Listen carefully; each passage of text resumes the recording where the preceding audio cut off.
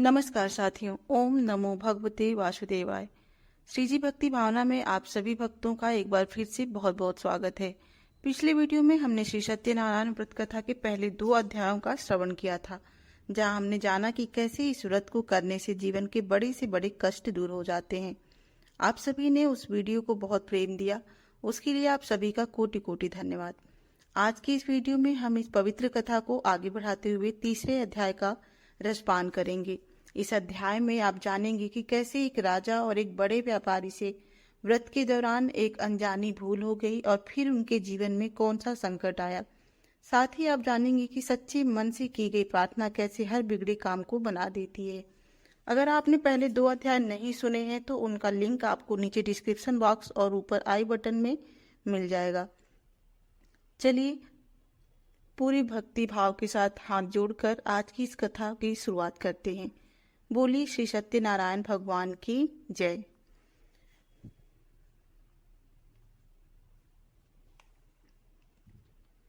सत्यनारायण भगवान की व्रत कथा का तीसरा अध्याय।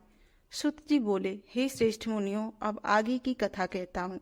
पहले समय में उल्का मुख नाम का एक बुद्धिमान राजा था। वह सत्यवक्ता और जितेंद्रिय था। प्रतिदिन देवस्थानों पर जाता और निर्धनों को धन देकर उनके कष्ट दूर करता था। उसकी पत्नी कमल के समान मुख वाली तथा सती साध्वी थी। भद्रशिला नदी के तट पर उन दोनों ने श्री सत्यनारायण भगवान का व्रत किया। उसी समय साधु नाम का एक वैश्य आया। उसके पास व्यापार करने के लिए बहुत सा धन भी था। राजा को व्रत करते देखकर वह विनय के साथ पूछने लगा, हे राजन, भक्ति भाव से पूर्ण होकर आप यह क्या कर रहे हैं? मैं सुनने की इच्छा रखता हूँ, तो आप मुझे बताएं। राजा बोला, हे साधु, अपने बंधु बांधवों के साथ पुत्र आदि की प्राप्ति के लिए एक महाशक्तिमान श्री सत्यनारायण भगवान का व्रत व पूजन कर रहा हूँ। राजा के वचन सुन साधु आदर से बोला, हे राजन, मुझे इस व्रत का सारा विधान बताएं।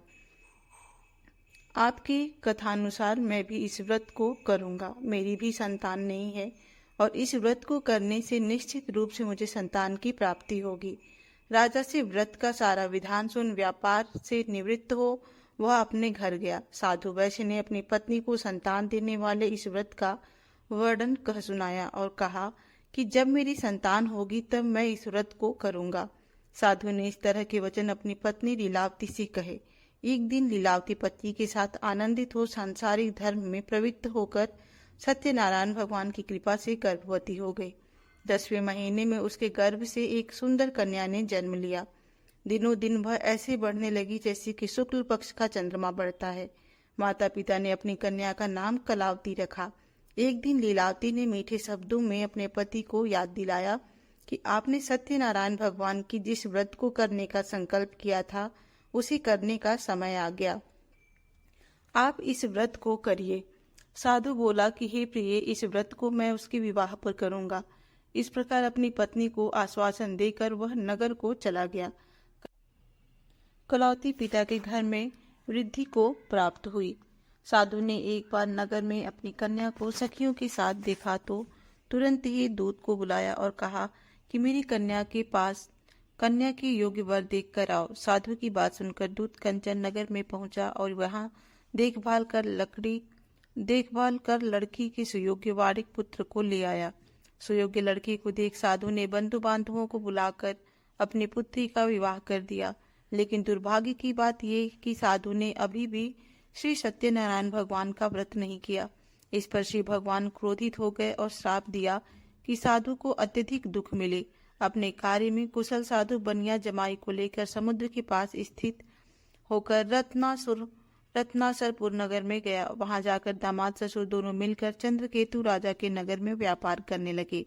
एक दिन भगवान सत्यनारायण की माया से एक चोर राजा का धन चुराकर भाग रहा था। उसने राजा के सिपाहियों को अपना पीछा करते देख चुराया हुआ धन वहां रख दिया जहां साधु अपने जमाई के साथ ठहरा हुआ था। राजा के सिपाहियों ने साधु वैश्य के पास राजा का धन पड़ा देख तो वह ससुर जमाई दोनों को बांधकर प्रसन्नता के साथ राजा के पास ले गए और कहा कि उन दोनों चोरों को हमने पकड़ लिया है, आप आगे की कार्यवाही की आज्ञा दें। राजा की आज्ञा से अब दोनों को कठिन कारावास में डाल दिया गया और उनका सारा धन भी उनसे छीन लिया गया। श्री सत्यनारायण भगवान के श्राप से साधु की पत्नी भी बहुत दुखी हुई। घर में जो धन रखा था उसे चोर चुरा ले गए। शारीरिक तथा मानसिक पीड़ा व भूख प्यास से अति दुखी हो अन्न की चिंता में कलावती एक ब्राह्मण के घर गई। वहां उसने श्री सत्यनारायण भगवान का व्रत होते देखा, फिर कथा भी सुनी। वह प्रसाद ग्रहण कर वह रात को घर वापस आई। माता की कलावती से पूछा कि हे पुत्री, अब तक तुम कहाँ थी? तेरे मन में क्या है? कलावती ने अपनी माता से कहा, हे माता, मैंने एक ब्राह्मण के घर में श्री सत्यनारायण भगवान का व्रत देखा है। कन्या के वचन सुन लीलावती भगवान के पूजन की तैयारी करने लगी। लीलावती ने परिवार व बंधुओं सहित सत्यनारायण भगवान का पूजन किया और उनसे वर मांगा कि मेरे पति तथा जमाई शीघ्र घर आ जाएं। साथ ही यह प्रार्थना की कि हम सब का अपराध क्षमा करें। श्री सत्यनारायण भगवान इस व्रत से संतुष्ट हो गए और राजा चंद्रकीर्ति को सपने में दर्शन दे कहा कि हे राजन, तुम उन दोनों वैश्यों को छोड़ दो और तुमने उनका जो धन लिया है उसे वापस कर दो। अगर ऐसा नहीं किया तो मैं तुम्हारा धन, राज्य व संतान सभी को नष्ट कर दूंगा। राजा को यह सब कहकर वह अंतर्ध्यान हो गए। प्रातःकाल सभा में राजा ने अपना सपना सुनाया, फिर बोले कि वणिक पुत्रों को कैद से मुक्त कर सभा में ले आओ। दोनों ने आते ही राजा को प्रणाम किया। राजा मीठी वाणी में बोला, हे महानुभाव, भाग्यवश ऐसा कठिन दुख तुम्हें प्राप्त हुआ है, लेकिन अब तुम्हें कोई भय नहीं है। ऐसा कह राजा ने उन दोनों को नए वस्त्र भूषण भी पहनाए और जितना धन उनका लिया था उससे दुगुना धन वापस कर दिया। दोनों वैसे अपने घर को चल दिए। श्री सत्यनारायण भगवान का कथा का तीसरा अध्याय संपूर्ण हुआ। बोलिए श्री सत्यनारायण भगवान की जय। सत्यनारायण भगवान की व्रत कथा का चौथा अध्याय। सुत जी बोले, वैश्य में मंगलवार कर अपनी यात्रा आरंभ की और अपने नगर की ओर चल दिए। उनके थोड़ी दूर जाने पर एक दंडी वेशधारी श्री सत्यनारायण ने उनसे पूछा, हे साधु, तेरी नाव में क्या है? अभिवाड़ी वाड़ी हंसता हुआ बोला, हे दंडी, आप क्यों पूछते हो? क्या धन लेने की इच्छा है? मेरी नाव में तो बेल व पत्ते भरे हुए हैं। वैसे के कठोर वचन सुन भगवान बोले, तुम्हारा वचन सत्य हो। दंडी ऐसे वचन कह वहां से दूर चले गए। कुछ दूर जाकर समुद्र के किनारे बैठ गए। दंडी के जाने के बाद साधु वैश्य ने नित्य क्रिया के पश्चात नाव को ऊंची उठते देखकर अचंभा माना और नाव में बेल पत्ते आदि देख वह मूर्छित हो जमीन पर गिर पड़ा। मूर्छा खुलने पर वह अत्यंत शोक में डूब गया। तब उसका दामाद बोला कि आप शोक ना मनाएं, यह दंडी का शाप है, इसलिए हमें उनकी शरण में जाना चाहिए, तभी हमारी मनोकामना पूरी होगी। दामाद की बात सुनकर वह दंडी के पास पहुंचा और अत्यंत भक्तिभाव नमस्कार करके बोला, मैंने आपसे जो जो असत्य वचन कहे थे उनके लिए मुझे क्षमा दे। ऐसा कहकर महान शोकातुर हो रोने लगा। तब दंडी भगवान बोले, हे वणिक पुत्र, मेरी आज्ञा से बार बार तुम्हें दुख प्राप्त हुआ है, तू मेरी पूजा से विमुख हुआ। साधु बोला, हे भगवान, आपकी माया से ब्रह्मा आदि देवता भी आपके रूप को नहीं जानते हैं, तो मैं अज्ञानी कैसे जान सकता हूँ? आप प्रसन्न होइए, अब मैं सामर्थ्य के अनुसार आपकी पूजा करूँगा। मेरी रक्षा करो और पहले के समान नौका में धन भर दो। साधु वैश्य के भक्ति पूर्वक वचन सुनकर भगवान प्रसन्न हो गए और उसकी इच्छा अनुसार वरदान देकर अंतर्धान हो गए।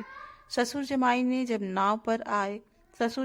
नाव पर आए तो नाव धन से भरी हुई थी। फिर वही अपने अन्य साथियों के साथ सत्यनारायण भगवान का पूजन कर अपने नगर को चल दिए। जब नगर के नजदीक पहुंचे तो दूत को घर पर खबर करने के लिए भेज दिया। दूत साधु की पत्नी को प्रणाम कर कहता है कि मालिक आपने अपने दामाद सहित नगर के निकट आ गए हैं।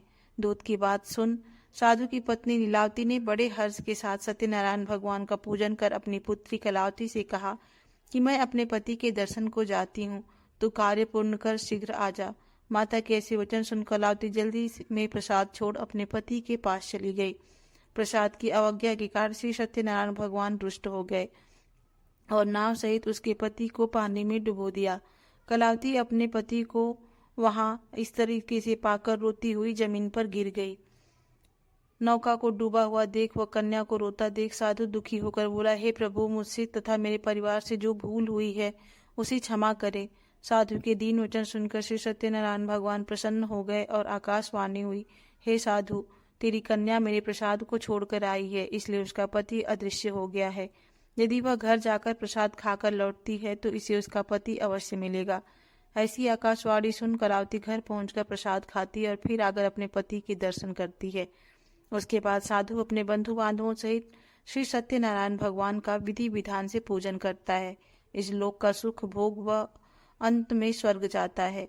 श्री सत्यनारायण व्रत कथा का 4था अध्याय संपूर्ण। बोलिए श्री सत्यनारायण भगवान की जय। सत्यनारायण भगवान की व्रत कथा का 5वां अध्याय। सूत जी बोले, हे ऋषियों, मैं और भी एक कथा सुनाता हूँ, उसे भी ध्यान पूर्वक सुनो। प्रजापालन में 3 तुंगध्वज नाम का एक राजा था। उसने भी भगवान का प्रसाद त्याग कर बहुत ही दुखी और शान किया। एक बार वन में जाकर वन्य पशुओं को मारकर वह बड़ के पेड़ के नीचे आया। वहां उसने ग्वालों को भक्ति भाव से अपने बंधुओं सहित सत्यनारायण भगवान का पूजन करते देखा। अभिमानवश राजा ने उन्हें देखकर भी पूजा स्थान में नहीं गया और ना ही उसने भगवान को नमस्कार किया। ग्वालों ने राजा को प्रसाद दिया, लेकिन उसने वह प्रसाद नहीं खाया और प्रसाद को वहीं छोड़कर वह अपने नगर को चला गया। जब वह नगर में पहुंचा तो वहां सब कुछ तहस नहस हुआ पाया, तो वह शीघ्र ही समझ गया कि यह सब भगवान ने ही किया है। वह दोबारा ग्वालों के पास पहुंचा और विधि पूर्वक पूजा करके प्रसाद खाया तो श्री सत्यनारायण भगवान की कृपा से सब कुछ पहले जैसा हो गया। दीर्घकाल तक सुख भोगने के बाद मरणोपरांत उसे स्वर्ग लोक की प्राप्ति हुई। जो मनुष्य परम दुर्लभ इस व्रत को करेगा तो भगवान श्री सत्यनारायण की अनुकंपा से उसे धन धान्य की प्राप्ति होगी। निर्धन धनी हो जाता है और भय मुक्त हो जीवन जीता है। संतानहीन मनुष्य को संतान सुख मिलता है और सारे मनोरथ पूर्ण होने पर मानव अंत काल में वैकुंठ धाम को जाता है। सूत जी बोले, जिन्होंने पहले इस व्रत को किया है, अब उनके दूसरे जन्म की कथा कहता हूँ। वृद्ध सतानंद ब्राह्मण ने सुदामा का जन्म लेकर मोक्ष की प्राप्ति की। लकड़हारे ने अगले जन्म में निषाद बनकर मोक्ष प्राप्त किया। उल्का मुख नाम का राजा दशरथ होकर वैकुंठ को गए। साधु नाम के वैश्य ने मोरध्वज बनकर अपने पुत्र की ओर से चीर कर मोक्ष पाया। महाराज तुंगध्वज ने स्वयंभू होकर भगवान से भक्ति युक्त हो कर्म कर मोक्ष पाया। श्री सत्यनारायण व्रत कथा का 5वां अध्याय संपूर्ण। बोलिए श्री सत्यनारायण भगवान की जय। कलयुग में जब मनुष्य दुख, चिंता और कठिनाइयों से घिर जाता है, तब भगवान की भक्ति ही उसे सही मार्ग दिखाती है। जो श्रद्धा और भक्ति से इस कथा को सुनता है, उसके जीवन के सभी कष्ट धीरे धीरे दूर होने लगते हैं। घर में सुख शांति आती है और मन को दिव्य शांति की प्राप्ति होती है। उम्मीद करती हूँ आपको ये वीडियो अच्छी लगी होगी। इसे लाइक करें, सब्सक्राइब करें। मिलते हैं अगली वीडियो में, तब तक के लिए जय श्री हरि, राधे राधे।